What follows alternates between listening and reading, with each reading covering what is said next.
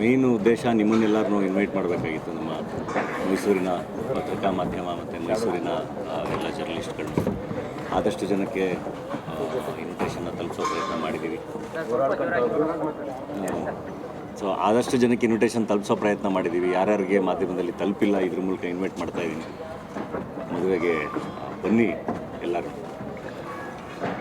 And arrangements ಎಲ್ಲ ನಡೀತಾ ಇದೆ. ಸೊ ಮೈಸೂರಲ್ಲೇ ಮದುವೆ ಆಗಬೇಕು ಅನ್ನೋದು ನನ್ನದೊಂದು ಒಂದು ಕನಸು ಅದು. ಯಾಕಂದರೆ ಮೈಸೂರಲ್ಲೇ ಬೆಳೆದಿದ್ದು, ಮೈಸೂರಲ್ಲೇ ಓದಿದ್ದು, ಮೈಸೂರು ಜೊತೆ ಮೋರ್ ಕನೆಕ್ಟೆಡ್. ಸೊ ತುಂಬ ಖುಷಿಯಾಗಿ ಇಲ್ಲಿ ಎಲ್ಲ ಅಭಿಮಾನಿಗಳ ಮಧ್ಯೆ ಆಗಬೇಕು ಅನ್ನೋ ಒಂದು ಕನಸಿಟ್ಕೊಂಡು ಇಲ್ಲಿ ಆಗ್ತಾಯಿದೆ. ಆ್ಯಂಡ್ ಈವೆಂಟ್ನ ಧ್ರುವ ಹ್ಯಾಂಡ್ಲ್ ಮಾಡ್ತಿದ್ದಾರೆ as A friend. And Dhruva events ಬಗ್ಗೆ ಗೊತ್ತಿದೆ ಎಲ್ಲ, ಅವರೇ ಎಕ್ಸ್ಪ್ಲೈನ್ ಮಾಡ್ತಾರೆ. ತುಂಬ ದೊಡ್ಡ ದೊಡ್ಡ ಈವೆಂಟ್ಗಳನ್ನ ಎಲ್ಲ ತುಂಬ ಚೆನ್ನಾಗಿ ಮಾಡಿದ್ದಾರೆ. ಎಲ್ಲರೂ ಯಾವಾಗ ಒಂದು ಪ್ರಶ್ನೆ ಕೇಳ್ತಾನೆ ಇದ್ದಾರೆ, ಫ್ರೆಂಡ್ಸಿಂದ ಹಿಡಿದು ಎಲ್ಲರೂ ಹೇಗೆ ಅಷ್ಟು ಕ್ರೌಡ್ ಮಧ್ಯ ಹೆಂಗಿರುತ್ತೆ ವ್ಯವಸ್ಥೆ ಏನು ಅಂತೆಲ್ಲ. ಹಾಗಾಗಿ ಸಪ್ರೇಟಾಗಿ ನೀಟಾಗಿ ಅಂದರೆ ಪ್ರತಿಯೊಂದು ವ್ಯವಸ್ಥೆ ಆಗಿದೆ. ಅಭಿಮಾನಿಗಳಿಗೆ ಅಂತಲೇ ಒಂದು ವಿದ್ಯಾಪತಿ ದ್ವಾರ ಅಂತೇಳಿ ಇಟ್ಟಿದ್ದೀವಿ. ಆ ವಿದ್ಯಾಪತಿ ದ್ವಾರದ ಮೂಲಕ ಅವ್ರು ಬಂದರೆ ನೀಟಾಗಿ ಸ್ಟೇಜ್ ಹತ್ತಿರದವರೆಗೂ ಬಂದು ನೋಡಿಕೊಂಡು ವಿಶ್ ಮಾಡಿ ಅವರು ಸೀದಾ ಅವರು ಊಟ ಮಾಡೋ ಜಾಗಕ್ಕೆ ಡೈರೆಕ್ಷನ್ಸ್ ಇರುತ್ತೆ, ಊಟ ಮಾಡಿಕೊಂಡು ಅವರು ಹೋದಂಗೆ. ಅಟ್ ದ ಸೇಮ್ ಟೈಮ್ ಬೇರೆ ಗೆಸ್ಟ್ಗಳು, ರಿಲೇಟಿವ್ಸು ಇವರೆಲ್ರಿಗೂ ಸಪ್ರೇಟ್ ವ್ಯವಸ್ಥೆ ಆಗಿದೆ. ಎಲ್ಲ ತುಂಬ ಪ್ರಾಪರಾಗಿ ಪ್ಲ್ಯಾನಿಂಗ್ ನಡೀತಾ ಇದೆ, ಅದರದ್ದೇ ಕೆಲಸಗಳು ನಡೀತಾ ಇದೆ. ಸೊ ಹಾಗಾಗಿ ಅಪ್ಡೇಟ್ ಕೊಡೋಕ್ಕೆ ಅಂತ ಹೇಳಿ ಕರೆದಿದ್ದು. ಆ್ಯಂಡ್ ಎಲ್ಲರಿಗೂ ನಮಸ್ಕಾರ. ಇಲ್ಲ, ಎಲ್ರಿಗೂ ಪ್ರಾಪರಾಗಿ ಪ್ಲ್ಯಾನ್ ಆಗಿದೆ ಎಲ್ರಿಗೂ. ಅದಕ್ಕೇ ಅಭಿಮಾನಿಗಳಿಗೇ ವಿಶೇಷ ವ್ಯವಸ್ಥೆ ಮಾಡಿಬಿಟ್ಟಿದ್ದೀವಿ. ಸೊ ದಟ್ ಈವೆಂಟು ಅಂದರೆ ಈಗ ತುಂಬ ಜನ ಅಭಿಮಾನಿಗಳು ಸ್ಟೇಜ್ ಮೇಲೆ ಬರಬೇಕು ಅಂತ ಆದ್ರೂ ಭಾಳ ಕಷ್ಟ ಆಗುತ್ತೆ, ಈವೆಂಟ್ ಮಾಡೋಕ್ಕೆ ಆಗಲ್ಲ. ಯಾಕೆಂದ್ರೆ ನಾವು ಒಂದು ಫಂಕ್ಷನ್ಗೆ ಹೋದಾಗಲೇ ತುಂಬ ಕಷ್ಟ, ಒಂದು ಫಂಕ್ಷನ್ಗೆ ಹೋಗಿ ಆಚೆ ಬರೋದೆಲ್ಲ.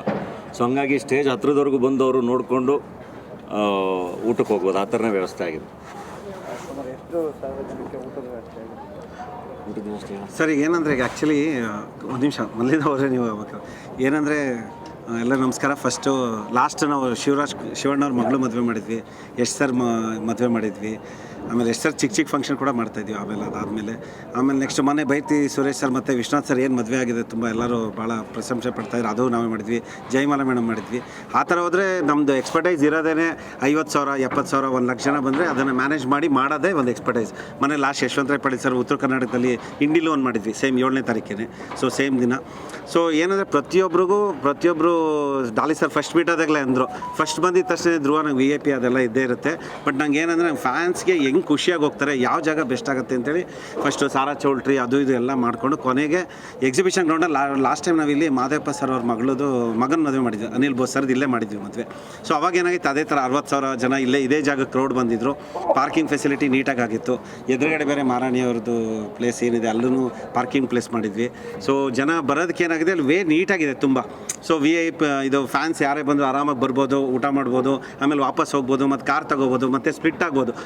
ಏರಿಯಾ ತುಂಬ ವಿಸ್ತೀರ್ಣ ಜಾಸ್ತಿ ಇರೋದ್ರಿಂದ ಎಲ್ಲೂ ನಿಮಗೆ ಕ್ರೌಡ್ ಅನ್ಸಲ್ಲ, ಎಲ್ಲೂ ನಿಮಗೆ ಗಜಿಬಿಜಿ ಆಗಿದೆ ಅನ್ಸಲ್ಲ. ಆಮೇಲೆ ಎಲ್ಲೂ ನಿಮಗೆ ಟ್ರಾಫಿಕ್ ಜಾಮ್ ಆಗಿದೆ ಎಂಟ್ರಿ ಒಳಗಡೆ ಅನ್ನೋವೆಲ್ಲ ಏನೂ ಸಮಸ್ಯೆ ಇರಲ್ಲ ವೆನ್ಯೂ ಒಳಗಡೆ ಯೂಶಲಿ ಹೇಳ್ಬೇಕಂದ್ರೆ.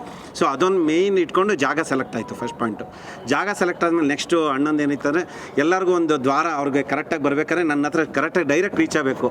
ಸೊ ಬಂದ ತಕ್ಷಣ ಏನಾಗುತ್ತೆ, ಬರ್ತಾರೆ ಅಲ್ಲೆಲ್ಲೋ ಬ್ಯಾರಿಕೇಡ್ ಹಾಕ್ಬಿಡ್ತಾರೆ, ಆಮೇಲೆ ಹಂಗೆ ಹೊಟ್ಟೋದ್ರು, ಹಂಗೆ ಊಟ ಮಾಡಿದ್ರು ಹೋಗೋದು ಬೇಡ, ನಂಗೆ ಎದುರುಗಡೆ ಬರಲೇಬೇಕು. ಅದು ನನ್ನ ಮೇಯ್ನ್ ಇಂಟೆನ್ಷನ್ ಅಂದರೆ ಡೇವರ್ನಿಂದ ಅವ್ರದ್ದಿತ್ತು ಮೈಂಡು, ಅವ್ರದ್ದು ಮತ್ತು ಮೇಡಮ್ದು ಇಬ್ಬರದು. ಸೊ ಅದೇನಾಗಿದೆ, ಸೊ ಅದಕ್ಕೇ ಡೈರೆಕ್ಟ್ ಯಾರೇ ಬಂದ್ರೂ ವಿದ್ಯಾಪತಿ ದ್ವಾರ ಅಂತ ಒಂದು ಹೆಸರು ಕೊಟ್ಟಿದ್ದಾರೆ ಅದಕ್ಕೆ.